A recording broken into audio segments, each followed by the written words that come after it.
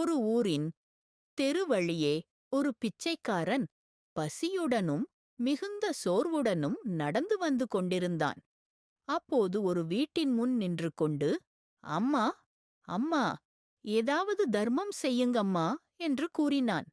இதைக் கேட்ட அந்த வீட்டில் உள்ள ஒரு பெண் தெருவில் விளையாடிக் கொண்டிருந்த தனது மகளை கூப்பிட்டாள். பிறகு வீட்டுக்குள்ளிருந்து அம்மா தன் மகளோடு வெளியே வந்தாள்.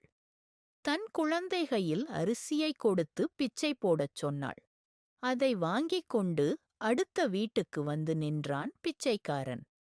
இதை பார்த்த பக்கத்து வீட்டுப் பெண்ணும் தானும் அவ்வாறே செய்ய வேண்டும் என்று எண்ணி விளையாடிக் கொண்டிருந்த தன் குழந்தையை கூப்பிட்டு அந்த குழந்தைகையால் பிச்சை போடச் செய்தாள். கொஞ்ச காலம் கழித்து இரு பெண்களும் இறந்து விடுகிறார்கள். இறந்த அந்த இரு பெண்களின் ஆன்மா மேல் உலகம் செல்கிறது. அங்கே நீதியரசர் தனது சிம்மாசனத்தில் உட்கார்ந்து இருக்கிறார். அருகில் நீதியரசரின் பணியாட்கள் நின்று கொண்டிருக்கிறார்கள். அப்போது நீதியரசர் பேசுகிறார். முதல் பெண்ணை சொர்க்கத்திற்கும் இரண்டாவது பெண்ணை நரகத்திற்கும் அனுப்ப சொன்னார் நீதிதேவன். முதல் பெண் நீதி அரசருக்கு நன்றி கூறி வணங்கிவிட்டு சொர்க்கத்துக்கு செல்கிறாள். அப்பொழுது இரண்டாவது பெண், என்னை மட்டும் ஏன் நரகத்திற்குப் போகச் சொல்கிறீர்கள்?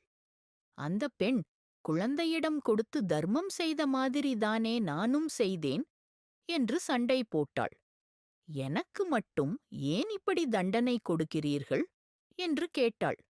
அதற்கு நீதிதேவன் சொன்னார், நீங்கள் இருவருமே குழந்தையால் பிச்சையிட்டாலும் உங்கள் இருவரின் நினைப்பும் வேறு மாதிரி இருந்தது. அந்த பெண் குழந்தையால் பிச்சை போட சொன்னது, அந்த புண்ணியம் நம் குழந்தைக்கு கிடைக்கட்டுமே என்று நினைத்தாள். அதனால் அவளுக்கு சொர்க்கம் கிடைத்தது.